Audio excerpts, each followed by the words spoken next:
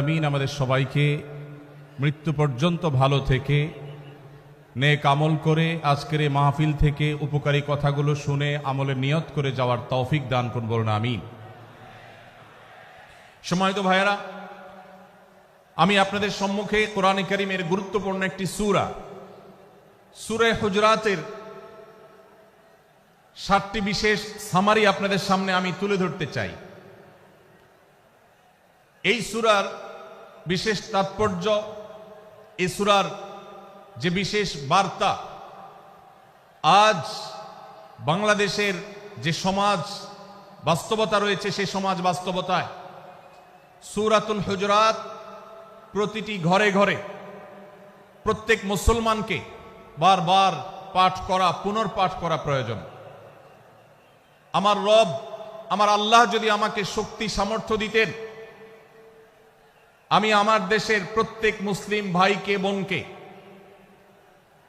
হাত জোড় করে, অনুরোধ করে, অনুনয় বিনয় করে সূরাতুল হুজরাতের শুরু থেকে শেষ পর্যন্ত যে 18টি আয়াত রয়েছে, এই 18 আয়াতে ঐতিহাসিক যে 7টি বিশেষ বার্তা রয়েছে, সে বার্তাগুলো গ্রহণ করবার উদ্দেশ্যে বারবার অর্থ সহকারে সূরাতুল হুজরাত বুঝে বুঝে পড়ার, এর তাফসীর দেখার, এর সামারিকে বারবার জানার জন্য আমি অনুরোধ করতাম। আল্লাহ তাআলা আমাদের সবাইকে সূরাতুল হুজরাত এর আলো দ্বারায় সবাইকে আলোকিত হওয়ার তৌফিক দান করুন।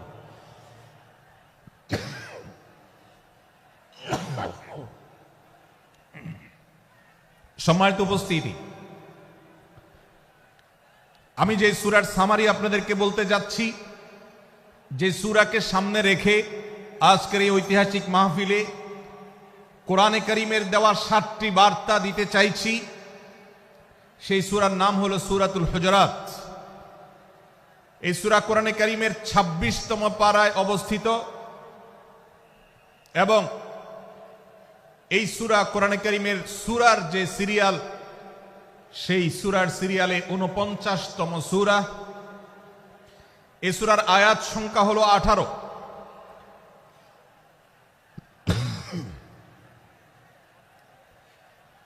এ সূরার প্রথম থেকে 5ম আয়াত পর্যন্ত, প্রথম এই 5টি আয়াতে আল্লাহ রাব্বুল আলামিন তার প্রিয় নবী মুহাম্মদ মুস্তাফা সাল্লাল্লাহু আলাইহি ওয়াসাল্লাম, সবাই দুরূদ পড়ি, সাল্লাল্লাহু আলাইহি ওয়াসাল্লাম, প্রিয় নবীজির নাম শুনলে দুরূদ পাঠ করতে হয়, তার জন্য দোয়া করতে হয়। কারণ আল্লাহর হাবিব সাল্লাল্লাহু আলাইহি ওয়াসাল্লাম তার সমগ্র জীবনকে যে কষ্টের মধ্যে পার করেছেন, তার সমগ্র জীবনকে উৎসর্গ করেছেন, তা আপনার আমার হেদায়েতের জন্য, গোটা বিশ্ব মানবতার মুক্তির প্রয়োজনে। যিনি তার জীবনকে, যৌবনকে শেষ করে দিয়েছেন, তার সমগ্র জীবনে কখনো ভোগ, উপভোগ এটিকে কখনো তিনি প্রশ্রয় দেননি, প্রাধান্য দেননি। দিনাতিপাত করেছেন অত্যন্ত কষ্টের সাথে, শত সহস্র বাধার সম্মুখীন হয়েছেন, শুধুমাত্র কিয়ামত পর্যন্ত আগত সকল মুসলিম নরনারীর কাছে যেন কোরআনের বার্তা পৌঁছে যায়, সবাই যেন হেদায়েত প্রাপ্ত হয়ে যায়, সবাই যেন মুক্তি প্রাপ্ত হয়ে যায়, সবাই যেন জান্নাতি হয়ে যায়, সবাই যেন জাহান্নাম থেকে মুক্তি লাভ করে, এই উদ্দেশ্যে তার সমগ্র জীবনকে তিনি উৎসর্গ করেছেন। আমাদের হেদায়েতের জন্য, আমাদের কল্যাণের পথে আহ্বানের জন্য, আমাদের জান্নাতে নেওয়ার জন্য, যার সমগ্র জীবনে কখনো ভোগ উপভোগকে প্রশ্রয় দেননি, কষ্টে নিপতিত হয়েছেন। তিনি চাইলে মক্কার রাজত্ব করতে পারতেন, তিনি চাইলে মক্কার সবচেয়ে ভোগী মানুষ হতে পারতেন, কিন্তু সেটা না করে তিনি যে ত্যাগের দৃষ্টান্ত স্থাপন করেছেন, প্রিয় নবী মুহাম্মদ সাল্লাল্লাহু আলাইহি সাল্লামের সেই অবদানের স্বীকৃতি স্বরূপ আমরা তার নাম যখনই শুনব সাল্লাল্লাহু আলাইহি সাল্লাম বলে তার প্রতি আল্লাহর রহমত যেন, অনুগ্রহ যেন নাজিল হয়, সেজন্য দোয়া করব। আল্লাহ তাআলা তার হাবিবকে রহমত এমনিতেই দান করবেন, আপনি আর আমি তার জন্য রহমতের দোয়া করার মধ্য দিয়ে আমরা সৌভাগ্যবান মানুষের কাতারে শামিল হতে পারবো। তো আমি যেটি বলছিলাম, সূরাতুল হুজরাতের 1 থেকে 5 নম্বর আয়াত পর্যন্ত এই 5টি আয়াতে আল্লাহ রাব্বুল আলামিন প্রিয় নবী সাল্লাল্লাহু আলাইহি সাল্লামের সাথে আদব এবং শিষ্টাচারের শিক্ষা দিয়েছেন মানব জাতিকে। এবং আল্লাহ রাব্বুল আলামিন ঈমানদারদেরকে পরম মায়ার সাথে ডেকে ইয়া আইয়ুহাল্লাযীনা আমানু, হে ঈমানদারগণ, এই ডাকে আল্লাহ তাআলা ডেকে বলেছেন লা তুকাদ্দিমু বাইনা ইয়াদাইল্লাহি ওয়া রাসূলিহি, তোমরা আল্লাহ এবং তার রাসূলের সামনে আগ বেড়ে কোনো কথা বলবে না, আগ বেড়ে কোনো কাজ করবে না। একজন ঈমানদার, একজন মুসলমান, তার এই শিষ্টাচারের শিক্ষা তার জীবনে ধারণ করতে হবে। যখনই আল্লাহ কোনো কথা বলেছেন, আল্লাহ রাসূল সাল্লাল্লাহু আলাইহি সাল্লাম কোনো কথা বলেছেন, এটি নিশ্চিত হতে পারবো আমরা, তখন একজন ঈমানদার আর কখনো সেটার উপর কোনো কথা বলবে না, আগ বেড়ে কোনো কিছু করবে না, কোনো প্রকার সীমা লঙ্ঘন করবে না। ক্বালাল্লাহ ক্বালার রাসূল, আল্লাহ বলেছেন, আল্লাহ রাসূল বলেছেন, এটি শোনার পর সে তার আপাদমস্তককে সারেন্ডার করবে, সে নিজেকে আত্মসমর্পণ করবে। এরপর তার কোনো যুক্তিকে, কোনো বুদ্ধিকে, তার কোনো মতামতকে সে সেখানে আর দাঁড় করাবার চেষ্টা করবে না। এটা একজন শিষ্টাচার বিশিষ্ট ঈমানদারের বৈশিষ্ট্য।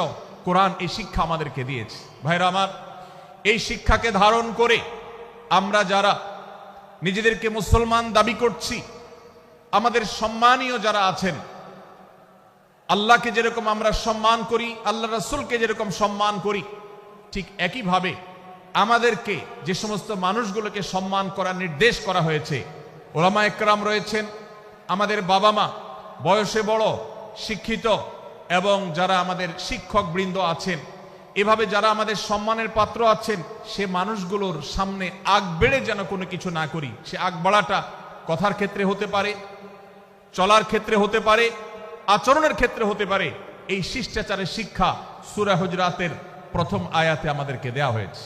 প্রিয় ভাইরা আমার, আমাদের সমাজে আজ যে সমস্ত ভালো গুণের দুর্ভিক্ষ চলছে, ক্রাইসিস চলছে, অভাব চলছে, এর মধ্যে অন্যতম হলো আজ শিষ্টাচারের অভাব। আমাদের সমাজের চতুর্দিকে আপনি দেখতে পাবেন পরিলক্ষিত হচ্ছে।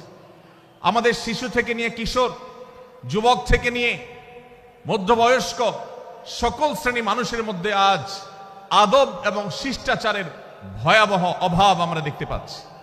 বিশেষ করে পশ্চিমা সংস্কৃতিকে আমাদের এই স্বদেশে, আমাদের এই মুসলমানদের সমাজে জোর করে পুশ করাবার, সে সমস্ত এজেন্ডাকে বাস্তবায়ন করবার যে প্রচেষ্টা এদেশের এক শ্রেণীর মানুষকে করতে দেখা যায়, তারা এদেশের সমাজের খাঁজে বাজে থাকা ইসলামের কৃষ্টি, কালচার এবং সংস্কৃতিগুলোকে ধুয়ে মুছে পরিষ্কার করবার জন্য শত সহস্র উদ্যোগ নিয়েছে। আমাদেরকে কোরআনের শিক্ষা ধারণ করে, কোরআনের শিক্ষাকে প্রচার করে, কোরআনের শিক্ষাকে প্রতিষ্ঠিত করে ব্যক্তির মধ্যে, ঘরে, পরিবারে, সমাজে, রাষ্ট্রে, সংবিধানে, আইনে, সংসদে, সর্বত্র কোরআনের শিক্ষাকে বাস্তবায়ন করে সেই সমস্ত বিন্দেশী অপসংস্কৃতি চাপিয়ে দেওয়ার ষড়যন্ত্রকে মোকাবেলা করতে হবে ইনশাআল্লাহ। ভাইরা আমার, আর সেজন্য সূরা হুজরাতের এই শিষ্টাচারের শিক্ষা আমাদের জীবনে খুবই গুরুত্বপূর্ণ। আমরা যখনই কোনো সম্মানীয় ব্যক্তির কাছে আমরা থাকব, তাদের কথার উপরে কথা বলা, তাদের সাথে তর্ক করা, তাদের সামনে আগ বেড়ে কথা বলা, এমনকি তারা যখন চলবেন তাদের সামনে সামনে হাঁটা, এই সবগুলো কোরআনের এই শিষ্টাচারের যে শিক্ষা আছে এর পরিপন্থী। প্রিয় নবী সাল্লাল্লাহু আলাইহি সাল্লামের সময়কার একটি ঘটনা, এক ব্যক্তি তার বাবার সাথে হেঁটে যাচ্ছিলেন, বোঝা যাচ্ছিল না যে তাদের মধ্যে বাবাকে সন্তানকে। অনেক সময় বাপ সন্তানের বাহ্যিকভাবে দেখে বোঝা যায় না, এরকম কোনো কোনো ক্ষেত্রে হয়। জিজ্ঞেস করা হলো তাদেরকে, তোমাদের মধ্যে বাবাকে সন্তানকে? বলা হলো যে অমুক বাবা, অমুক সন্তান। তখন নির্দেশনা দেওয়া হলো যে সন্তান তার হাঁটা এবং চলার মধ্য দিয়ে এই বিনয়ের প্রকাশ ঘটাতে হবে, আনুগত্যের প্রকাশ ঘটাতে হবে, সম্মান এবং শ্রদ্ধার প্রদর্শন করতে হবে, যার মধ্য দিয়ে বোঝা যায় যে কে সন্তান আর কে বাবা। এর জন্য জিজ্ঞেস করতে না হয়। আজ আমাদের যারা তরুণ আছি, আমরা যুবক আছি, আমরা অনেকেই পশ্চিমা সংস্কৃতি দ্বারা প্রভাবিত হয়ে আমরা শিষ্টাচারের এই গণ্ডি এবং সীমানা পার হয়ে চলে গেছি। কোরআন আমাদেরকে শিষ্টাচারের শিক্ষা দিচ্ছে যে আমরা সিনিয়রদের সামনে বিনয়ের সাথে আচরণ করব, তাদের সামনে সামনে চলা থেকে বিরত থাকব, যথাসম্ভব তাদেরকে অনুসরণ করার চেষ্টা করব, তাদের সাথে কথা হবে, তাদের আগ বেড়ে কথা হবে না, তাদের কোনো জিজ্ঞাসা থাকলে সেটার উত্তর হবে বিনয়ের সাথে। এই শিষ্টাচারের শিক্ষা আমাদেরকে দেয়া হয়েছে। এবং একইভাবে সূরা হুজুরাতের প্রথম বার্তার মধ্যে নবী সাল্লাল্লাহু আলাইহি সাল্লামের সাথে আরেকটি শিষ্টাচার শেখানো হয়েছে, তা হলো আল্লাহ রাব্বুল আলামিন আমাদের কণ্ঠকে, আমাদের আওয়াজকে, আমাদের কথাকে নবী সাল্লাল্লাহু আলাইহি সাল্লামের কথার চাইতে যেন আগ বেড়ে না যায়, তার চাইতে যেন উঁচু কণ্ঠে আমরা কথা না বলি, তার চাইতে যেন উচ্চ স্বরে কথা না বলি, সেই শিক্ষা দিয়েছেন, সেই শিষ্টাচারের শিক্ষা আমাদেরকে দেওয়া হয়েছে। ভাইরা আমার, প্রিয় নবী সাল্লাল্লাহু আলাইহি সাল্লামের সাহাবীরা নবী সাল্লাল্লাহু আলাইহি সাল্লামের প্রতি আদব এবং শিষ্টাচার এত বেশি প্রদর্শন করতেন যে নবী করিম সাল্লাল্লাহু আলাইহি সাল্লামের প্রতি এই শিষ্টাচারের কথা যখন বলা হয়, সাহাবীরা অনেকে নবী করিম সাল্লাল্লাহু আলাইহি সাল্লামের সাথে কথা বলতে রীতিমতো ইতস্তত বোধ করছিলেন যে কিভাবে কথা বলবো, না জানে জোরে হয়ে যায় এবং তাতে না জানে আমি বেয়াদবের কাতারে শামিল হয়ে যাই, শিষ্টাচার বহির্ভূত কাজ করে ফেলি। এবং আল্লাহ তাআলা যে সতর্কীকরণ করেছেন সূরা হুজুরাতের এই 1 থেকে 5 নম্বর আয়াতের মধ্যে, তার আওতায় আমি না জানে পড়ে যাই। তখন সাহাবায়ে কেরাম বিনয় এবং বিনম্রতা অবলম্বন করেছেন এবং তারা একরকম বিপাকে পড়ে গেছেন। এতটা তারা সভ্য ছিলেন, এতটা তারা নম্র ছিলেন, এতটা তারা বিনম্র আচরণ করতেন নবীজির সাথে। ভাইরা আমার, এই বিষয়টিও আমরা শুধুমাত্র আমাদের প্রিয় নবীজির জন্য নয়, এটি আমাদের মা বাবা, আমাদের সম্মানের পাত্র যারা আছেন, আমাদের বয়সে যারা সিনিয়র আছেন, তাদের সামনে কথা বলার সময় আমরা মেনটেন করে চলবো, অর্থাৎ আমরা উচ্চ কণ্ঠে তাদের সামনে কথা বলবো না। এই মাহফিলে এখনো শত শত হাজারো মানুষ হয়তো এমন আছেন যারা মায়ের সামনে, বাবার সামনে, বড় ভাইয়ের সামনে, শিক্ষকের সামনে, সিনিয়রদের সামনে, মুরব্বীদের সামনে, ওলামাদের সামনে উচ্চ কণ্ঠে কথা বলেন। প্রিয় ভাইরা আমার, আমরা মুসলমানদের সন্তান, আমরা মুহাম্মদ সাল্লাল্লাহু আলাইহি সাল্লামের উম্মত, আমরা আবু বকর, ওমর, ওসমান, আলী রাদিয়াল্লাহু আজমাইনের অনুসারী, আমরা কোরআনের অনুসারী। কোরআনের অনুসারী কখনো বেয়াদব হতে পারে? কোরআনের অনুসারী কখনো বেয়াদব হতে পারে? কোরআন যে শিষ্টাচারের শিক্ষা দিয়েছে, এই শিক্ষা আজ আমাদের মধ্যে ধারণ করতে হবে, আমাদের সন্তানদের শেখাতে হবে, আমাদের ঘরে ঘরে এই শিক্ষা চর্চা করতে হবে, আমাদের সমাজে এটিকে প্রতিষ্ঠিত করতে হবে। পশ্চিমা সংস্কৃতির যে ছোবল, সে ছোবল আমাদের সন্তানদেরকে আজকাল অনেক ক্ষেত্রে বেয়াদবে পরিণত করছে, তাদের অনেক সময় শিষ্টাচার থেকে বের করে দিচ্ছে। তারা কখনো স্বাধীনতার নামে, কখনো মত প্রকাশের নামে, কখনো বিভিন্ন নামে তারা কিন্তু হারিয়ে যাচ্ছে। আজকের এই বাস্তবতাকে উপলব্ধি করে সূরা হুজুরাতের 1 থেকে 5 নম্বর আয়াত এর শিক্ষাকে আমাদের মধ্যে ধারণ করতে হবে। আল্লাহ তাআলা আমাদের সবাইকে সেই তৌফিক দান করুন। ভাইরা আমার, সূরা হুজুরাতের প্রথম বার্তা প্রিয় নবী সাল্লাল্লাহু আলাইহি সাল্লামের সাথে শিষ্টাচার, আল্লাহ এবং তার রাসূলের সামনে, আল্লাহ এবং তার রাসূলের সামনে আগ বেড়ে কোনো কথা না বলা, আগ বেড়ে কোনো আচরণ না করা, এটা তার প্রতি শিষ্টাচারের অংশ। এবং আল্লাহ রাসূলের সামনে উচ্চ কণ্ঠে জোরে কথা না বলা, এটাও তার প্রতি শিষ্টাচারের অংশ।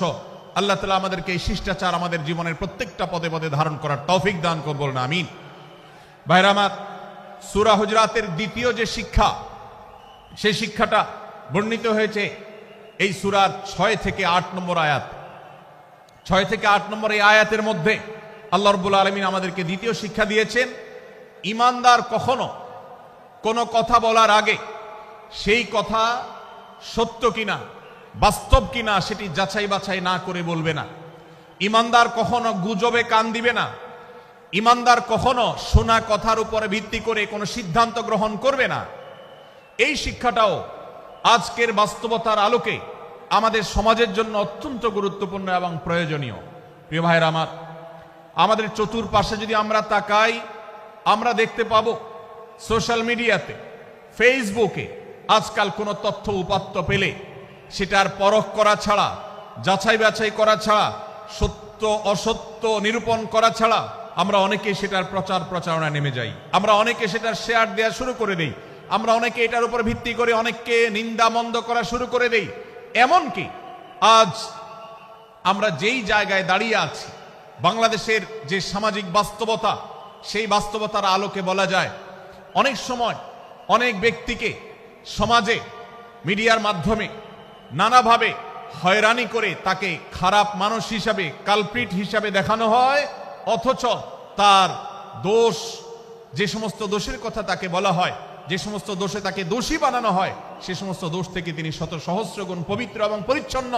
ভাইরা আমার, আজকের এই বাস্তবতায় আমাদেরকে বিশেষ করে লক্ষ্য রাখতে হবে যে আমরা যেই কোনো মূল্যে, যেই কোনো ভাবে যেন কোনো প্রকার গুজবে কান না দেই, বেঁচে থাকি। আল্লাহ তাআলা আমাদেরকে তৌফিক দান করুন। ভাই এদিকে অনেক বেশি বাঁশির আওয়াজ শোনা যাচ্ছে। স্বেচ্ছাসেবকরা বাঁশির আওয়াজ দেওয়া ছাড়া আপনারা ভলান্টিয়ারি করুন। এত বেশি বাঁশির আওয়াজ আসছে যে কথা বলা কঠিন হয়ে যাচ্ছে। অনুগ্রহ করে বাঁশির আওয়াজ কম করে আপনারা ভলান্টিয়ারি করুন। এখনো অনেক বাঁশির আওয়াজ শোনা যাচ্ছে, বাঁশির আওয়াজগুলো বন্ধ করুন। মাশাআল্লাহ, এখন বন্ধ হয়েছে। আমরা মেহেরবানি করে বাম পাশের থেকে কিছুটা আওয়াজ পাচ্ছি, একটু নীরব নিস্তব্ধ হওয়ার জন্য অনুরোধ করছি। একটু নীরব নিস্তব্ধ না হলে কথা বলা যাবে না।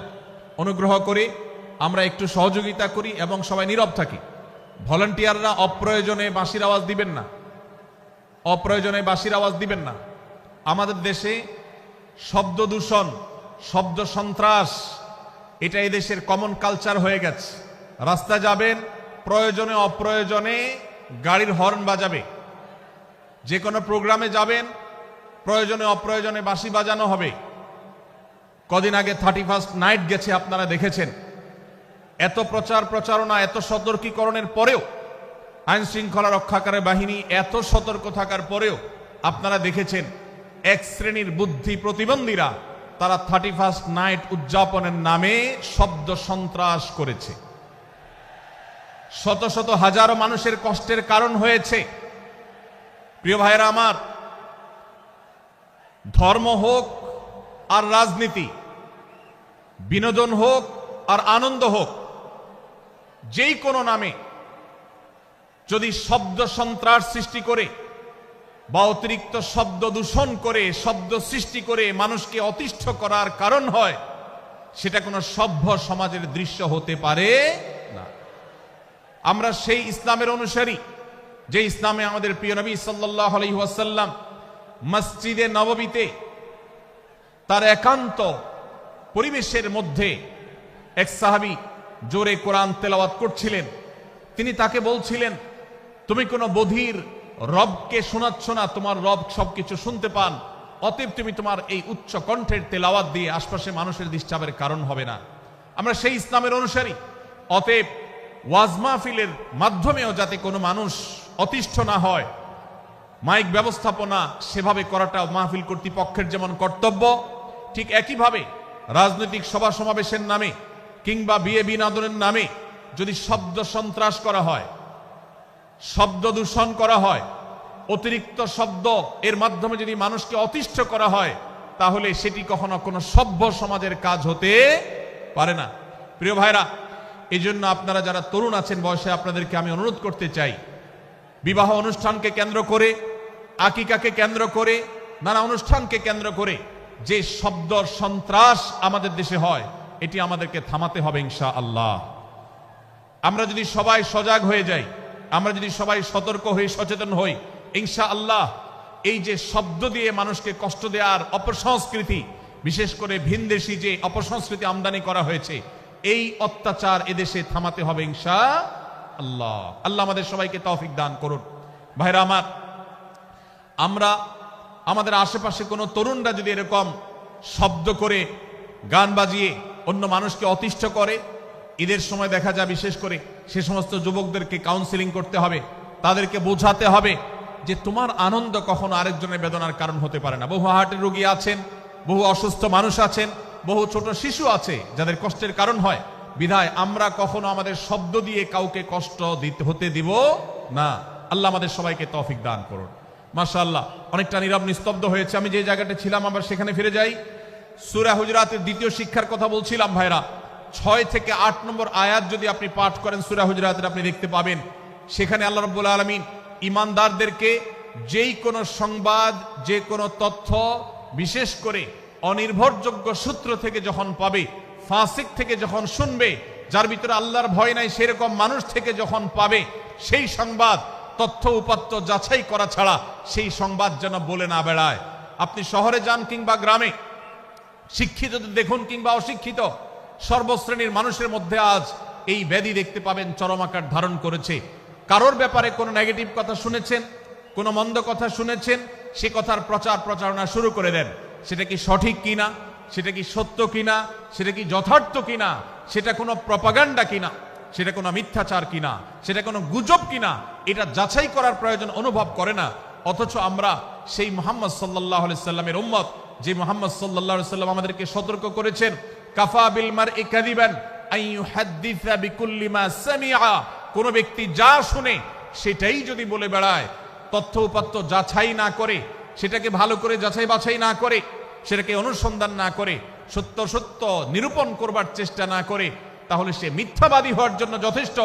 এজন্য আজকের এই মাহফিল থেকে আমরা অঙ্গীকার করে যাব, আজকের এই মাহফিল থেকে আমরা নিয়ত করে যাব, এই মজলিসে বসে এই মুহূর্তে নিজে নিজে সংকল্প করব, আমার জীবনে সোশ্যাল মিডিয়া কিংবা ফেসবুকে, ইউটিউবে অথবা অফলাইনে আমার বাস্তব জীবনে আমি কখনো কোনো মানুষ সম্পর্কে যে কোনো তথ্য উপাত্ত পেয়ে ভুল কোনো ধারণা, মন্দ কোনো ধারণা কারো প্রতি পোষণ করব না।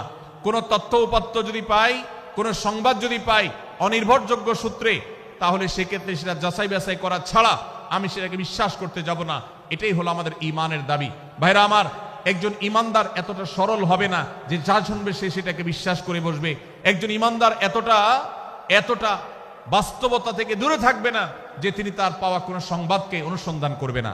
আল্লাহ তাআলা আমাদের সবাইকে সূরা হুজরাতের এই দ্বিতীয় শিক্ষাটাকে আমাদের জীবনে ভালো করে ধারণ করার তৌফিক দান করুন। আল্লাহ বলেছেন, ইয়া আইয়ুহাল্লাযীনা আমানু, হে ঈমানদারেরা, ইন জাআকুম ফাসিকুম বিনাবাইন ফাতাবায়ানু, তোমাদের কাছে কোনো ফাসিক, যার মধ্যে আল্লাহর ভয় নেই, এরকম কোন মানুষ যদি কোন সংবাদ উপস্থাপন করে, এমনকি গণমাধ্যমেও যদি কোনো সংবাদ প্রচারিত হয়, সংবাদদাতার মধ্যে যদি আল্লাহর ভয় না থাকে, সে যদি টাকার বিনিময়ে কারোর চরিত্র হনন করতে পারে, সে যদি অ্যাডভার্টাইজ পেয়ে কোনো কোম্পানির হয়ে দালালি করতে গিয়ে অন্য কারোর বিরুদ্ধে কোনো মিথ্যাচার করে, সে যদি বিদেশিদের এজেন্ডা বাস্তবায়ন করতে গিয়ে আলেম সমাজের চরিত্রকে কলঙ্কিত করে, কোনো ভালো মানুষকে দোষী হিসাবে সাব্যস্ত করে, তো আল্লাহ তাআলা আমাদেরকে সতর্ক করেছেন, ফাতাবায়ানু, সেই সংবাদ সত্য কিনা আমাদেরকে যাচাই করতে হবে। আন তুসিবু কওমান বিজাহালাহ ফাতুসবিহু আলা মা ফাআলতুম নাদিমিন, যদি আমরা যাচাই বাছাই না করে যা শুনি সেটাকে বিশ্বাস করতে থাকি, তাহলে আমরা এক সময় লজ্জিত হতে হবে, অনুতপ্ত হতে হবে আমাদের এই ভুল অবস্থানের কারণে। এজন্য ভাইরা, আজকের এই মাহফিল থেকে আমরা প্রতিশ্রুতি নিজের সঙ্গে নিজে দিয়ে যাব যে আমরা কখনো কোনো তথ্য উপাত্ত পেলে, কোনো সংবাদ পেলে, সেটাকে বিশেষ করে কারোর চরিত্র সম্পর্কিত যদি হয়, কারোর সম্পর্কে নেগেটিভ যদি হয়, তাহলে সেটাকে বিশ্বাস করবার আগে ভালো করে অনুসন্ধান করব। যতক্ষণ আমি নিশ্চিত না হব ততক্ষণ পর্যন্ত সেটার প্রচার করব না। আল্লাহ তাআলা আমাদের সবাইকে কোরআনের এই শিক্ষাটাও আমাদের জীবনে ধারণ করবার তৌফিক দান করুন। ভাইরা আমার, তৃতীয় যে শিক্ষা সূরা হুজরাতের, সেটি হলো আল্লাহ রাব্বুল আলামিন সূরা হুজরাতের 9 এবং 10 নম্বর আয়াতে ঈমানদারদের মধ্যে যদি কখনো মতভিন্নতা, মতপার্থক্য, যে এটা যদি মারামারিতে পরিণত হয়, ঈমানদারদের মধ্যে যদি কখনো দুই পক্ষ গন্ডগোল এবং ফাসাদের মধ্যে লিপ্ত হয়ে যাওয়ার মতো দৃশ্যের অবতারণা হয়, তাহলে আমরা যেন আমাদের মুসলমান ভাইদের ঘর পোড়ার মধ্যে আলু পোড়া দিতে না যাই। আমরা যেন আমাদের মুসলমান ভাইদের মধ্যকার বিভেদকে আরো বৃদ্ধি করতে সহায়তা না করি। আমরা যেন মীমাংসার পথ অবলম্বন করি। আমরা যেন তাদের মধ্যকার সম্পর্কের যে অবনতি হয়েছে সেটাকে দূর করবার চেষ্টা করি। আল্লাহ রাব্বুল আলামিন এই নির্দেশ দিতে গিয়ে বলেছেন, ওয়া ইন তাইফাতান মিনাল মুমিনিনা কাতাতালু, যদি ঈমানদারদের দুটি দল, দুটি গ্রুপ নিজেদের মধ্যে মারামারিতে লিপ্ত হয়ে যায়, ফাসলিহু বাইনাহুমা, তাহলে তোমরা সেই বিবাদমান দুটি দলকে মীমাংসা করবার চেষ্টা করবে। আজ আমাদের মধ্যে এরকম বহু বিষয়কে কেন্দ্র করে মুসলমানদের মধ্যে অনেক সময় মুখোমুখি অবস্থান আমরা দেখতে পাই, যা দুর্ভাগ্যজনক, যা হওয়ার কথা ছিল না। এমনকি জাগতিক বিষয়ে যেমন হয়, ধর্মের নামে, ইসলামের নামে আজ আমরা হাজার হাজার টুকরা হয়েছি। আজ গোটা বিশ্বে আমাদের মুসলমানদের যে অবস্থান দুর্বল হয়েছে, এর অন্যতম প্রধান কারণ হলো আমাদের অনৈক্য। আমরা যদি আজ আহলে কিবলা, আহলে সুন্নাহ ওয়াল জামাআতের অনুসারীরা নানান মত এবং পথের অনুসারী হওয়া সত্ত্বেও, নানান থট এবং পন্থার অনুসারী হওয়া সত্ত্বেও, আমরা যদি মৌলিক বিষয়গুলোর উপর সবাই ঐক্যবদ্ধ থাকতাম, আমরা যদি আল্লাহ তাআলার দেওয়া ইত্তিহাদ মাল ইখতিলাফ, বৈচিত্র্যময় ঐক্য, বিভিন্ন বিষয়ে মতভিন্ন থাকা সত্ত্বেও মৌলিক বিষয়ে ঐক্যমতে আমরা যদি থাকতে পারতাম, আমাদের মধ্যে যদি মুসলিম ভ্রাতৃত্ববোধ থাকতো, আমাদের মধ্যে যদি বলয় ভিত্তিক যে দেয়াল আর প্রাচীরগুলো আছে সেগুলো যদি না থাকতো, তাহলে আজ বাংলাদেশের বাস্তবতা হলো বাংলাদেশে আল্লাহর কোরআন, আল্লাহ রাসূল সাল্লাল্লাহু আলাইহি ওয়াসাল্লামের হাদিসের আলোকে বাংলাদেশ আজ অটোমেটিক পরিচালিত হতো, ঠিক কিনা বলেন? আমরা যদি আজ ঐক্যবদ্ধ থাকতাম তাহলে এদেশের হাতে গোনা যাবে এরকম স্বল্প সংখ্যক নাস্তিকেরা, ইসলাম এবং মুসলমানদের শত্রুরা, তারা আমাদেরকে নিয়ে তারা আজ যে খেলা খেলছে, আমাদেরকে যে তারা শাসন করছে, আমাদেরকে যে তারা তাদের অধীনস্থ করে রাখছে, আমাদের উপরে যে আজ ভিনদেশি কালচার চাপিয়ে দিচ্ছে, আমাদের উপরে তারা যে আজ কর্তৃত্ব করছে, আমাদেরকে আজ টুকরা টুকরা করছে, এই দুঃসাহস তারা কোনোদিন দেখাতে পারত না যদি আমরা ঐক্যবদ্ধ থাকতাম। ভাইরা আমার, এই জন্য আমরা সব বিষয়ে সবাই একমত হব না। আজকের এই মাহফিলে যত মানুষ এসেছেন সবাই সব বিষয়ে একমত নন। এমনকি আজকের এই মাহফিল কর্তৃপক্ষ যে আয়োজন করছেন 3 দিন ব্যাপী, এই মাহফিলে আপনারা দেখেছেন এখানে কওমি এবং আলিয়া উভয় জায়গা থেকে বক্তা নির্বাচন করা হয়েছে, অসাধারণ সমন্বয় করা হয়েছে। এটি একটি ঐক্যের বার্তা। আমরা আশা করব মাঠ পর্যায়ে আমরা যারা কাজ করব, আমরা প্রত্যেকে আমাদের অন্য মতের, ভিন্ন মতের যে সমস্ত মুসলমান ভাইরা আছেন তার সাথে আপনার কোনো থটগত মত পার্থক্য থাকতে পারে, চিন্তাগত কোনো ভিন্ন মত থাকতে পারে, কিন্তু দিন শেষে তিনি আপনার মুসলমান ভাই। তার আল্লাহ আর আপনার আল্লাহ এক, তার রাসূল এবং আপনার রাসূল এক, তার কিবলা এবং আপনার কিবলা এক, তার কোরআন আর আপনার কোরআন এক, তার নামাজ আর আপনার নামাজ এক, তার রোজা আর আপনার রোজা এক, তার যাকাত এবং আপনার যাকাত এক, তার সাথে আপনার মোটা এবং মৌলিক বিষয়ে কোনো মত পার্থক্য নাই। অতএব ছোটখাটো বিষয়কে কেন্দ্র করে আপনি যদি তাকে আপনার প্রতিপক্ষ মনে করেন, আপনি যদি তাকে আপনার শত্রু মনে করেন, এটা হবে আপনার ইসলামের জন্য, আপনার জন্য, এদেশের মুসলমানদের জন্য সবচেয়ে বড় ভুল। ভাইরা আমার, হারদুই হযরত আশরাফ আলী থানভী রহমতুল্লাহ আলাইহির সর্বশেষ খলিফা আবরাল হক সাহেব রহমতুল্লাহ আলাইহি বলতেন, दीन के हर काम करने वालों को रफीक समझो, फरीक न समझो। যারাই আল্লাহর দ্বীনকে বুলন্দ করবার জন্য, যারাই আল্লাহর দ্বীনকে সেবা দেওয়ার জন্য, খেদমত করার জন্য কাজ করছে, তার পদ্ধতি তোমার থেকে ভিন্নতর হতে পারে। তাকে তুমি তোমার বন্ধু মনে করো, সহযাত্রী মনে করো, পথযাত্রী মনে করো, সহযোদ্ধা মনে করো, তোমার প্রতিপক্ষ মনে করবে না। প্রিয় ভাইরা আমার, আজ বাংলাদেশে ইসলাম যতটা পিছিয়ে আছে তার প্রধান কারণ হলো আমাদের অনৈক্য। আজ আমরা যদি আমাদের মধ্যকার যে সমস্ত দেয়াল এবং প্রাচীরগুলো, অদৃশ্য প্রাচীরগুলো উঠে আছে, যেগুলো আমাদের মুসলিম ভ্রাতৃত্বকে ভেঙে খান খান করে দিয়েছে, টুকরো টুকরো করে দিয়েছে, যদি আজ আমরা সে সমস্ত অদৃশ্য প্রাচীরগুলো দূরে সরাতে পারতাম, আমার ভিন্ন মতের ভাইকে যদি আমার ভাই মনে করতে পারতাম, তার যদি আমি কল্যাণকামী হতে পারতাম, আল্লাহর কোরআনের ঘোষণা অনুযায়ী এই মুসলমানদের ঐক্যবদ্ধ শক্তিকে দমাবার শক্তি পৃথিবীর কারোর নাই, কারোর নাই, কারোর নাই। আজ আমার ভাইয়েরা ফিলিস্তিনে মার খাচ্ছে, যদি আজ গোটা বিশ্বের মুসলমানরা আমরা ফিলিস্তিনে মুসলমানদের উদ্ধারের ব্যাপারে ঐক্যবদ্ধ থাকতাম, ফিলিস্তিনে মুসলমানের দিকে চোখ তুলে তাকাবার শক্তি বিশ্বের কোনো কাফেরদের থাকতো না। আজ যদি আমরা আমাদের মুসলমান নির্যাতিত ভাইদের ব্যাপারে সারা বিশ্বের মুসলমানরা ঐক্যবদ্ধ অবস্থান গ্রহণ করতে পারতাম, মুসলমানের দিকে চোখ তুলে তাকাবার শক্তি বিশ্বের কোনো কারোর থাকতো না। ভাইরা আমার, গোটা বিশ্বে ঐক্য প্রতিষ্ঠা করা আপনার আমার মতো সাধারণ মানুষের দ্বারা হয়তো সম্ভবপর হবে না, কিন্তু আমরা যারা মাঠ পর্যায়ে কাজ করছি, আমি আপনাদেরকে করজোড় করে অনুরোধ করতে চাই। আমি জানি আপনার এলাকাতে, আপনার মহল্লাতে আপনার সাথে অন্য মুসলমান ভাইদের অনেক ক্ষেত্রে মতভিন্নতা আছে। সেটা রাজনৈতিক দৃষ্টিভঙ্গির ক্ষেত্রে হতে পারে, সেটা ধর্মীয় থট এবং মানহাজ, মাযহাব, মাসলাকগতভাবে হতে পারে, সেটা অন্য কোনো ইস্যু ভিত্তিক মত পার্থক্য হতে পারে। আল্লাহর জন্য, আল্লাহর ওয়াস্তে, আল্লাহর ওই আয়াতকে মেনে আমল করার চেষ্টা করি আমরা। আল্লাহ বলেছেন, ওয়াতাসিমু বিহাবলিল্লাহি জামিআন ওয়া লা তাফাররাকু, তোমরা আল্লাহর রশিকে সবাই ঐক্যবদ্ধভাবে আঁকড়ে করে ধরো, ঐক্যবদ্ধভাবে আল্লাহর রশিকে আঁকড়ে ধরো, তোমরা পরস্পর বিচ্ছিন্ন হয়ে যেও না। আমরা অনেক ফরজের কথা শুনেছি, নামাজ রোজা ফরজ আমরা জানি, বাবা মার প্রতি সদ্ব্যবহার করার ফরজের কথা আমরা জানি, আত্মীয়তার সাথে সুসম্পর্ক আত্মীয়তার বন্ধন রক্ষার কথা আমরা জানি, ফরজ হওয়ার কথা জানি, কিন্তু মুসলমানদের ঐক্যবদ্ধ থাকতে হবে এই ফরজের কথা আমরা অনেকেই জানি না। ভাইরা আমার, মুসলমানদেরকে আল্লাহ রাব্বুল আলামিন ঐক্যবদ্ধ থাকার নির্দেশ দিয়েছেন। এই ঐক্যটা এর মানে এই নয় যে সবাই এক মতের হয়ে যাবে সব বিষয়ে।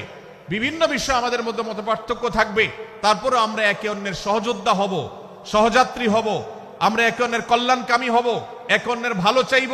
আমার ভিন্ন মতের মুসলমানের কোনো ক্ষতিতে আমি খুশি হব না, তার ক্ষতিতে আমি কষ্ট পাবো, তার সাফল্যকে আমি এনজয় করব, আনন্দিত হব। এটা যদি করতে না পারি তো আমি কখনো খালেস এবং সাচ্চা মুসলমান হতে পারলাম না। আল্লাহ তাআলা আমাদের অন্তরগুলোকে উদার করে দিন, ব্রড করে দিন, প্রশস্ত করে দিন, বড় করে দিন, উম্মার ঐক্যের প্রয়াসী হওয়ার তৌফিক দান করুন, বলুন আমিন। ভাইরা আমার, আমরা মহল্লায় মহল্লায়, এলাকায় এলাকায়, মসজিদে মসজিদে, আমাদের নিজস্ব বলয়ে, নিজস্ব অঙ্গনে আমরা চেষ্টা করব ভিন্ন ভিন্ন মতের মুসলিম ভাইকেও আমার ভাই হিসাবে আঁকড়ে ধরার, আপন করার। ডক্টর খন্দকার আব্দুল্লাহ জাহাঙ্গীর রাহিমাহুল্লাহ এই অঞ্চলের সন্তান।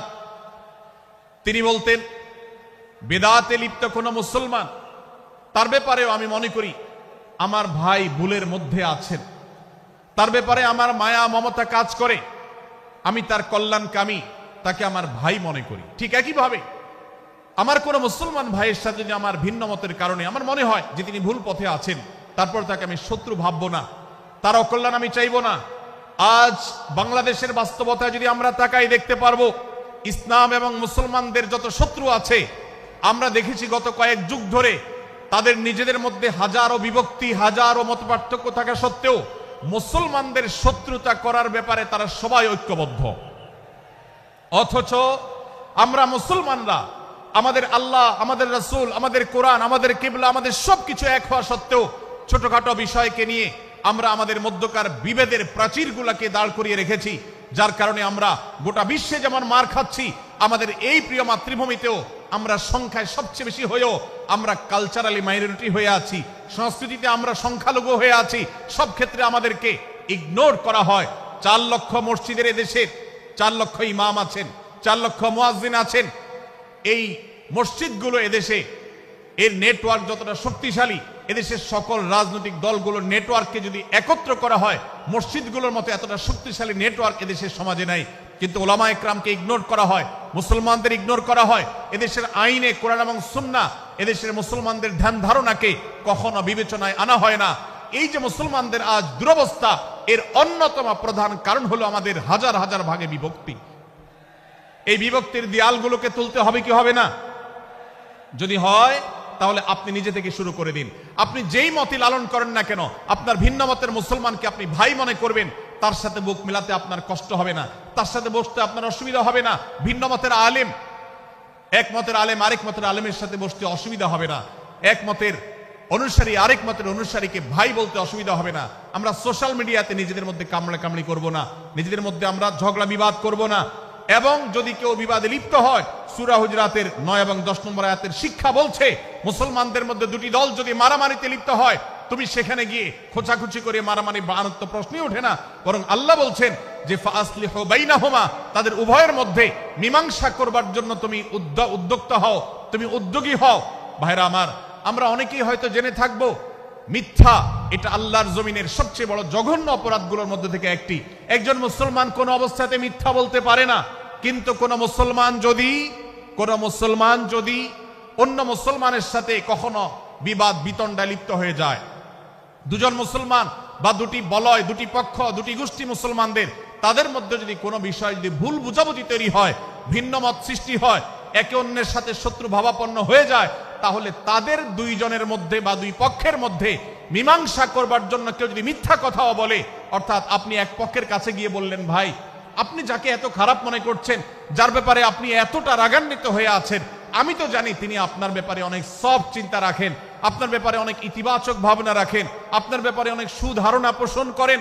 আপনি যদি একজন মুসলমানের কাছে গিয়ে, এক পক্ষের কাছে গিয়ে যদি এই কথাটা বলেন, বাস্তবে তিনি যদি এটা নাও বলেন, তারপরেও আপনি যদি এই মিথ্যা কথা বলেন, এই মিথ্যা এটা শুধু জায়েজ নয়, বরং এই মিথ্যাটা এর মাধ্যমে আপনি যে তাদের পরস্পরের সম্পর্ককে ভালো করার চেষ্টা করেছেন, এর মাধ্যমে আপনি আল্লাহর কাছে নেকি এবং সওয়াব পাবেন ইনশাআল্লাহ। ভাইরা আমার, তাহলে দুজন মুসলমান, দুটি পক্ষ, দুটি দল, দুটি বলয়, দুটি গোষ্ঠী যদি কখনো ভিন্ন মত তাদের মধ্যে তৈরি হয়, সেটা যদি মারামারিতে গিয়ে পৌঁছায়, সেটা যদি বিবাদ বিতণ্ডা পর্যন্ত গিয়ে পৌঁছায়, আমাদের কাজ হবে মধ্যে থেকে সেটাকে মীমাংসার মাধ্যমে দূরত্বকে কমানো। আমরা কখনো দূরত্ব বাড়াবো না, পারলে দূরত্ব কমাবো। ডক্টর খন্দকার আব্দুল্লাহ জাহাঙ্গীর রহমতুল্লাহ একটা কথা বলতেন, মুসলমানদের বাড়িতে যে আগুন লেগেছে, বিভেদের আগুন, মতবিরোধের আগুন, মত পার্থক্য, এটা মতবিরোধে যে পৌঁছে গেছে, এ আগুন তিনি বলতেন আমি নিভাবার মতো শক্তি আমার নাই, এত পাওয়ার নাই যে বহুদা বিভক্ত মুসলমানদেরকে আমি ঐক্যবদ্ধ করে ফেলবো, এত শক্তি আমার হাতে নেই। কিন্তু একটা শক্তি আমার কাছে আছে ভাই, সেটা হলো যে বিবাদমান মুসলমানদের মধ্যে বিবাদ যেন আর না বাড়ে, বিবাদের যে আগুন লেগেছে সে আগুনে যেন আর ঘি ঢালা না হয়, কেরোসিন ঢালা না হয়, সেজন্য আমি ভূমিকা রাখতে পারি। আমি আপনাদেরকে বিনয়ের সাথে অনুরোধ করতে চাই, যত বিষয় নিয়ে আমাদের মুসলমানদের পরস্পরের মত পার্থক্য আছে, হতে পারে সেটা মাসআলা নিয়ে, হতে পারে সেটা রাজনৈতিক অবস্থানকে কেন্দ্র করে, হতে পারে অন্য কোনো বিষয়কে কেন্দ্র করে, আল্লাহর ওয়াস্তে আপনি বিভেদ মিটাতে পারেন আর না পারেন, বিভেদ যেন না বাড়ে সেজন্য আপনি অবস্থান গ্রহণ করবেন, বিভেদ বাড়ার ক্ষেত্রে কোনো ভূমিকা পালন করবেন না, এবং সব সময় উম্মার ঐক্য প্রয়াস চাইবেন, প্রয়াস চালাবেন, উম্মার ঐক্য চেষ্টা করবেন। আল্লাহর কাছে আপনি যে দোয়াগুলো করেন, এর মধ্যে একটা দোয়া যেন এটাও থাকে, হে আল্লাহ, আমরা বহুদা বিভক্ত হয়ে গেছি, আমরা টুকরা টুকরা হয়ে গেছি, যার কারণে তোমার ভাষ্য অনুযায়ী ফাতাফশালু ওয়া তাযহাবা রিহুকুম, আজ আমাদের শক্তি শেষ হয়ে গেছে, আমরা দুর্বল হয়ে গেছি। আজ বাংলাদেশের বাস্তবতা যদি আমরা বলি, যে দেশের 90-95 ভাগ মানুষ মুসলমান, সে দেশে আজ হাতে গোনা কিছু নাস্তিক, কিছু ইসলাম বিদ্বেষী, মুসলমান বিদ্বেষীরা, তারা আমাদেরকে আজ উঠা বসা করায়, তারা আমাদের আইন নির্ধারণ করে, তারা আমাদের শাসক নির্ধারণ করে, তারা আমাদের সব বিষয়গুলোকে নির্ধারণ করে দেয়। আমাদের সন্তানরা পাঠ্যপুস্তকে কি পড়বে সেটাও ইসলাম বিদ্বেষীরাই ঠিক করে দেয়। ভাইরা আমার, এই অবস্থার যদি পরিবর্তন চাই, তাহলে আমাদের মধ্যকার দূরত্বগুলো কমাতে হবে। এজন্য আপনার দোয়ার মধ্যে আল্লাহর কাছে নিবেদন করুন, আল্লাহ আপনি আমাদের মধ্যকার বিভেদগুলো কমিয়ে দিন, আল্লাহ আমাদের ওলামাদেরকে ঐক্যবদ্ধ করে দিন, আল্লাহ আমাদেরকে ইত্তেহাদ মাল ইখতিলাফ, বৈচিত্র্যময় ঐক্য, মতভিন্ন থাকা সত্ত্বেও মৌলিক বিষয় ঐক্যবদ্ধ হওয়ার তৌফিক দান করুন। সীসাঢালা প্রাচীরের মতো আমাদেরকে কাঁধে কাঁধ মিলিয়ে আল্লাহ এবং তার রাসূল সাল্লাল্লাহু আলাইহি সাল্লামের আদেশ নিষেধকে ব্যক্তি, সমাজ, পরিবার, রাষ্ট্রে সর্বত্র বাস্তবায়নের জন্য কাজ করার তৌফিক দান করুন। আমরা আমাদের দোয়ার মধ্যে মুসলমানদের ঐক্যের জন্য দোয়া করব তো ইনশাআল্লাহ। আল্লাহ তাআলা আমাদেরকে সেই তৌফিক দান করুন। ভাইরা আমার, তাহলে সূরা হুজুরাতের তৃতীয় শিক্ষা বলছিলাম, 9 থেকে 10 নম্বর আয়াতে আল্লাহ রাব্বুল আলামিন মুসলমানদের মধ্যে যদি কখনো বিবাদ, বিতণ্ডা, মারামারি, হানাহানি সৃষ্টি হয়, তাহলে সেটিকে মীমাংসা করবার কথা বলেছেন। অতএব যদি কোনো স্বামী স্ত্রীর মধ্যেও কখনো মনোমালিন্য তৈরি হয়, আপনার যদি সেখানে ভূমিকা রাখবার সুযোগ থাকে, আপনি চেষ্টা করবেন উভয়ের মধ্যে দূরত্বটা কমাবার জন্য। আমরা অনেকে আজকাল নামাজ কালাম পড়ি, রোজা রাখি, দাড়ি রাখি, অনেক ভালো ভালো কথা বলি, অথচ দুজনের মধ্যে গন্ডগোল লাগলে আমরা সেখানে এক পক্ষ হয়ে আরেক পক্ষকে আমরা খেপিয়ে তুলি। পারলে অনেকে চগলখড়ি করেন, প্রত্যেক পক্ষের কাছে গিয়ে অপর পক্ষের ব্যাপারে মিথ্যা কথা বলে তাদের মধ্যে ভেজালকে আরো বাড়িয়ে দেন। এই জন্য নবী সাল্লাল্লাহু আলাইহি ওয়াসাল্লামের ঐতিহাসিক হাদিস রয়েছে, লা ইয়াদখুলুল জান্নাতা নাম্মাম, যে ব্যক্তি চগলখড়ি করে, দুজনের মধ্যকার গন্ডগোল ফাসাদ বৃদ্ধিতে যে ব্যক্তি ভূমিকা রাখে, ভেজাল লাগায়, এই চগলখোর কখনো জান্নাতে যাবে না। আমাদের অনেকেরই এই দুঃস্বভাব আছে, এই খারাপ চরিত্র আছে। সূরা হুজুরাত, এই যেন আমাদের আজকের যে সমাজ বাস্তবতা আছে, আমাদের যে ব্যাধি আছে, ব্যক্তিগত পর্যায়ে আমাদের পরিবারের, সমাজের সর্বত্র যে ব্যাধিগুলো ছেয়ে গেছে, সূরা হুজুরাতের প্রতিটি আয়াত যেন সেই ব্যাধির সবচেয়ে বড় মহৌষধ, সেটা যেন সবচেয়ে বড় প্রতিষেধক, সেটা যেন সবচেয়ে বড় সমাধান। এই জন্য আমি বলেছি শুরুতে, আমার যদি আল্লাহ শক্তি সামর্থ্য দিতেন, প্রত্যেক মুসলমানের হাতে পায়ে ধরে সূরা হুজুরাতের 18টি আয়াত, প্রত্যেকটি আয়াত আমি আমার মুসলমান ভাইদেরকে বলতাম, বারবার পড়ুন, বারবার পাঠ করুন, বোঝার চেষ্টা করুন, জীবনকে পরিবর্তন করুন। এদেশে নামাজি মুসলমান আপনি কম বেশি পাবেন, এদেশে রোজাদার মুসলমান কম বেশি পাবেন, এদেশে হজ আদায়কারী মুসলমান কম বেশি পাবেন, এদেশে তাসবিহরত মুসলমান কম বেশি পাবেন, কিন্তু এদেশে আচার আচরণ, কাজ কারবার, আখলাক এবং বান্দার হক এবং অধিকার, অন্যের অধিকার সংশ্লিষ্ট বিষয়ে সচেতন মুসলমান আপনি খুব বেশি পাবেন না। আর এই জন্যই আমাদের জান্নাতের পথে অনেক বড় অন্তরায় হয়ে আছে। আজ আমাদের চরিত্রগুলো নষ্ট হয়ে গেছে। আমরা নামে মুসলমান, আমরা চগলখড়ি করি, আমরা নামে মুসলমান, দুজনের মধ্যে গন্ডগোল সৃষ্টি করে দেই। গন্ডগোল আগে থেকে সৃষ্টি থাকলে সেটাকে বাড়াবার চেষ্টা করি। আমরা নামে মুসলমান, আমাদের শিষ্টাচার নাই, আদব নাই, লেহাজ নাই। এই জন্য সূরা হুজরাতের প্রতিটি আয়াত আমাদেরকে শিক্ষা দেয়।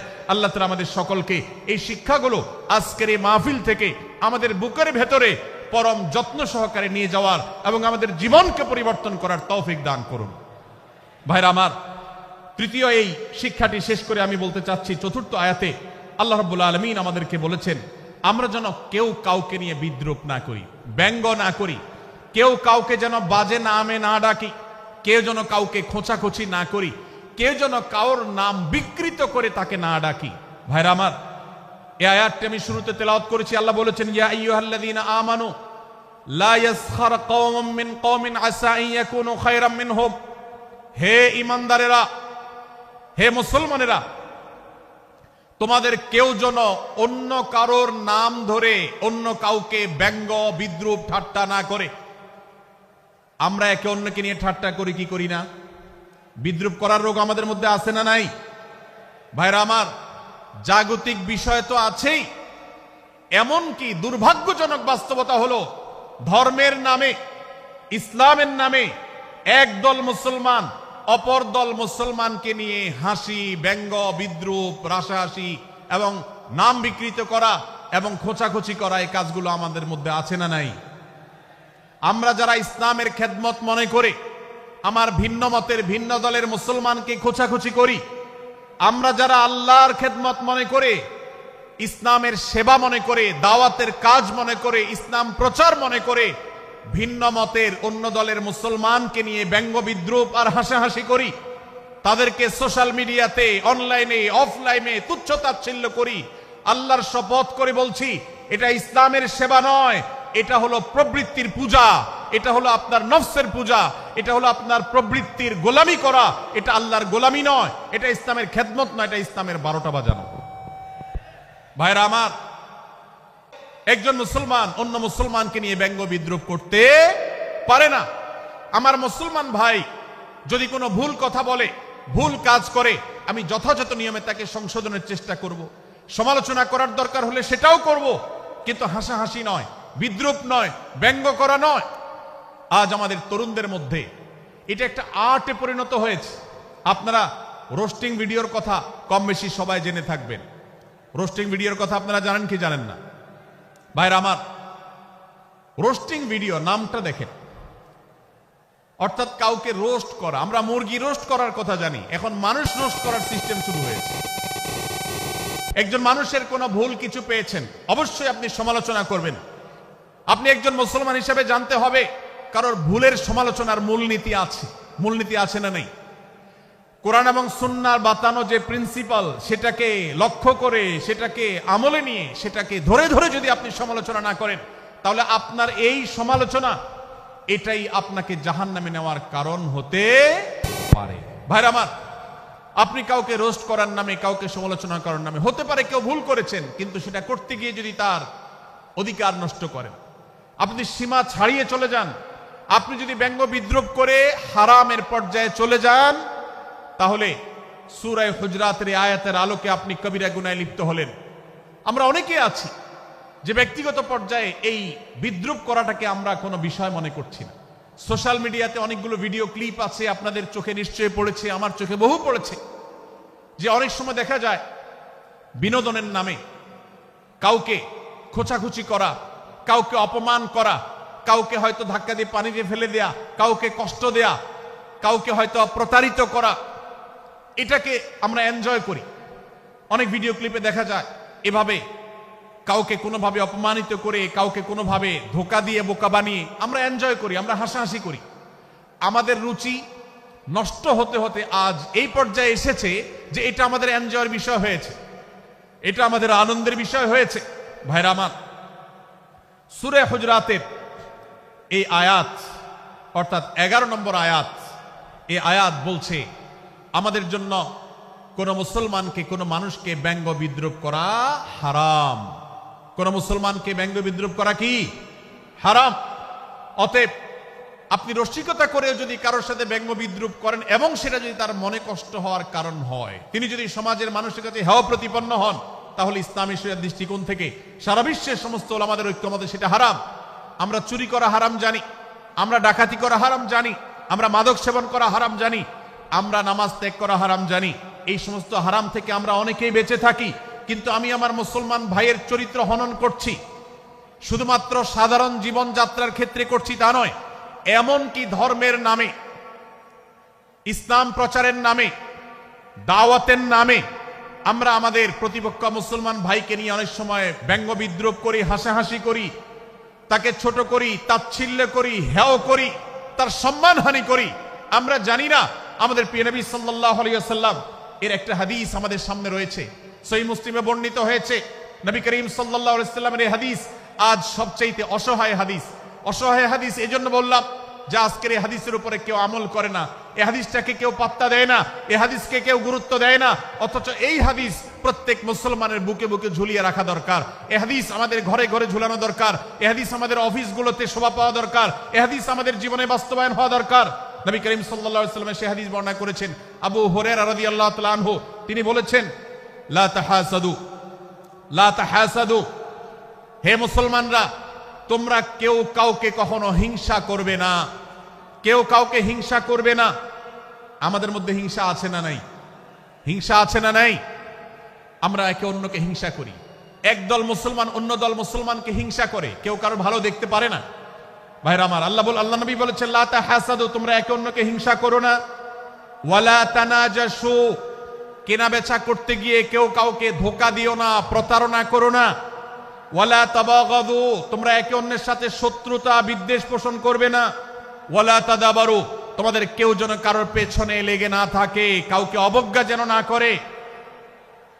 ওয়ালা ইয়াবি আহাদুকুম আলা বাই'i আখিহি, এবং তোমাদের কেউ যেন আরেকজনের কেনাবেচার উপরে সেখানে ইন্টারফেয়ার করে সে যেন সেখানে কোন প্রকার ক্ষতিগ্রস্ত কাউকে না করে।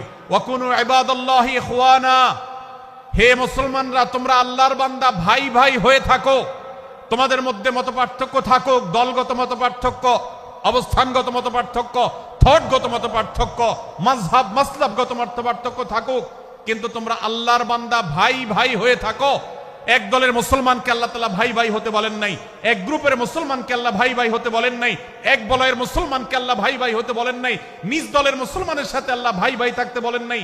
আল্লাহ বলেছেন সকল মুসলমানদের সাথে ভাই ভাই হয়ে থাকার জন্য, ভ্রাতৃত্বের বন্ধনে থাকার জন্য।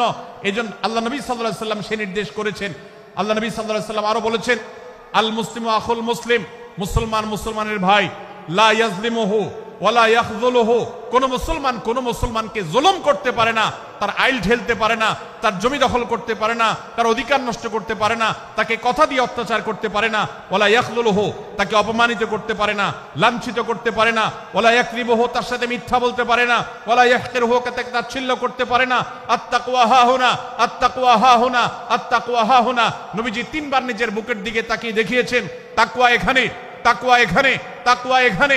আমাদের অন্তরকে ভালো করতে হবে, সমস্ত মুসলমানদের জন্য উদার হতে হবে, কলিজাকে বড় করতে হবে, মনটাকে ব্রড করতে হবে, প্রশস্ত করতে হবে, অন্য মুসলমানকে ভাই মনে করতে হবে।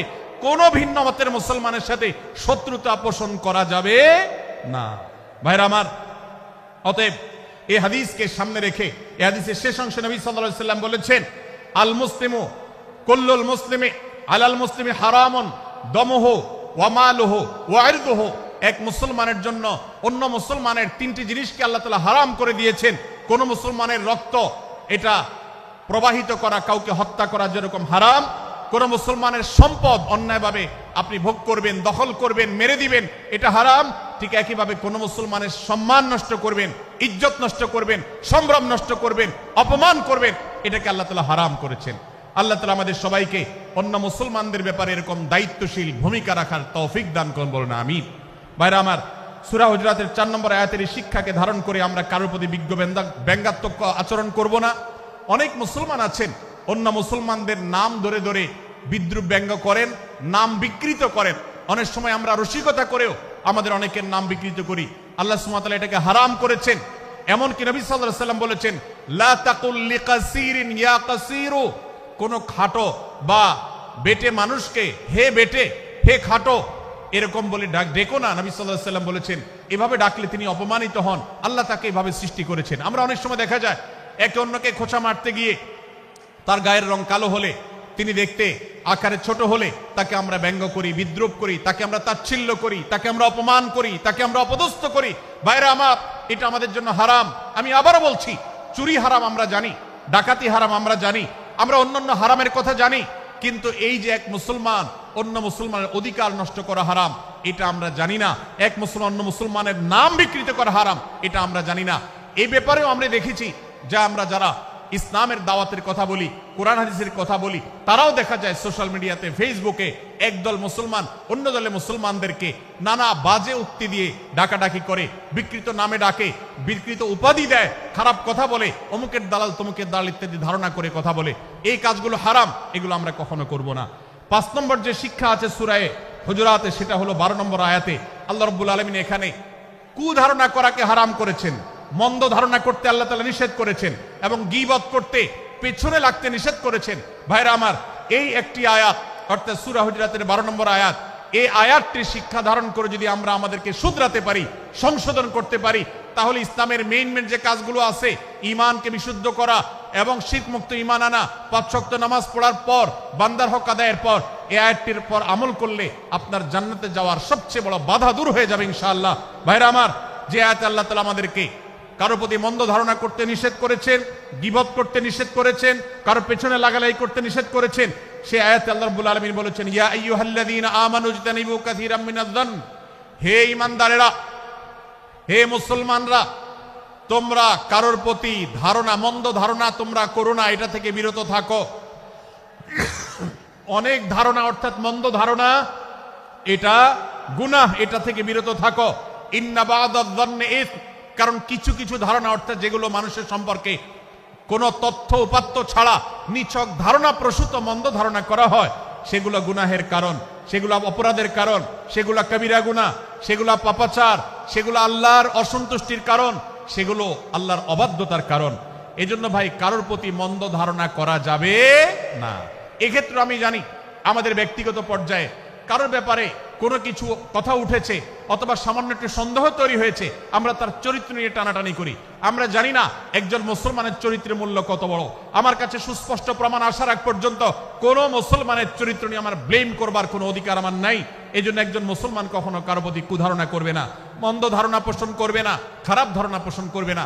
আল্লাহ তাআলা আমাদেরকে এমন মুসলমানের সম্পর্কে খারাপ ধারণা করা থেকে 13 নম্বর আয়াতে আল্লাহ তাআলা বলেছেন যে আমাদের সবার গোড়া কোত্থেকে এসেছে, আমাদের গর্বের কোনো বাহ্যিক কারণ নাই তাকওয়া ছাড়া। আল্লাহ বলেছেন, ইয়া আইয়ুহান নাস ইন্না খালাকনাকুম মিন যাকারিন ওয়া উনসা, হে মানুষ সকল, তোমাদেরকে আমি মানুষ, নারী এবং পুরুষ, আদম এবং হাওয়া থেকে সৃষ্টি করেছি। ওয়া জাআলনাকুম শুউবান ওয়া ক্বাবাইলা লিতাআরাফু, বিভিন্ন গোত্রে তোমাদেরকে আমি বিভক্ত করেছি পরিচয়ের জানার জন্য, সুবিধা শুধুমাত্র। আর আল্লাহ বলেছেন শেষে, ইন্নাল্লাহা আলিমুন খাবীর, তোমরা কি করো আল্লাহ জানে। অতএব আমাদের কারোর উপর কারো কোনো শ্রেষ্ঠত্ব নেই তাকওয়া ছাড়া। আল্লাহ বলেছেন, ইন্না আকরামাকুম ইনদাল্লাহি আতকাকুম, আমাদের মধ্যে সবচেয়ে মর্যাদাবান হবে তিনি যার মধ্যে তাকওয়া সবচেয়ে বেশি হবে। আমাদের কোনো বংশগত গৌরব, কোনো অঞ্চলগত গৌরব, অন্য কোনো গৌরব আমাদের থাকবে না, শুধু তাকওয়ার গৌরব আমাদের থাকতে পারে। সেটাও গর্ব, নিষিদ্ধ গর্ব বা অহংকারের মতো নয়, বরং সেটা আমাদের বিনয়ের জায়গা। সর্বশেষ 7 নম্বর যে শিক্ষা সূরা হুজুরাতের রয়েছে, সেটা 14 এবং 14 থেকে 18 নম্বর আয়াতে আল্লাহ তাআলা ঈমান এবং ইসলামের চিহ্ন উল্লেখ করেছেন। যে 6টা শিক্ষা উল্লেখ করা হয়েছে, এর আলোকে মুসলমানকে, মুনাফিককে সেটা নিরূপণ হবে। এজন্য আল্লাহ তাআলা শেষে এটি উল্লেখ করেছেন।